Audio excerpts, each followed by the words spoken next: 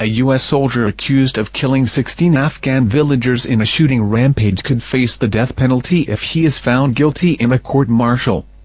The military has referred the case of Staff Sergeant Robert Bales to a court-martial authorized to consider capital punishment, according to a military statement released Wednesday.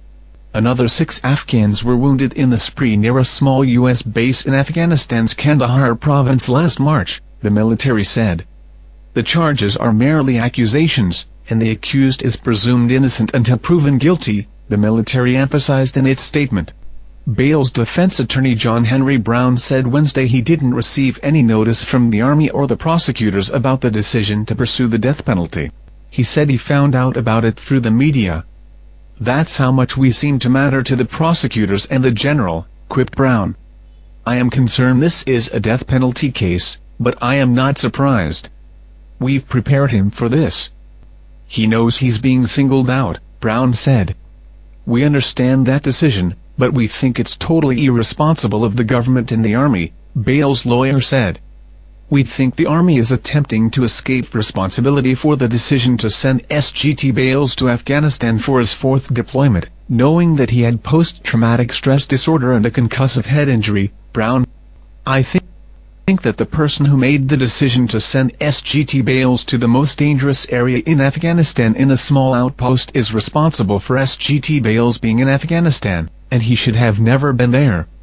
Bales' wife, Carolyn, has called the accusations completely out of character of the man I know and admire. In a statement released Wednesday, she wrote, "I no longer know if a fair trial for Bob is possible, but it very much is my hope and I will have faith. She and their children visit Bales every weekend, and for a few hours I can see and feel the love that flows between them," she added. Afghan authorities have pushed for swift action. "He committed a mass killing crime, and we would like the court in the United States to implement justice and punish him according to the crime," Ahmad Zia Siamak, a spokesman for Afghan President Hamid Karzai, told CNN last month. But Brown said prosecutors may regret hastily moving the case forward. "The reality is almost every death case in the Army, almost every, has been overturned on appeal, and there hasn't been an execution in the Army since the early 60s, Brown said, referencing the 1961 hanging of Private John Bennett.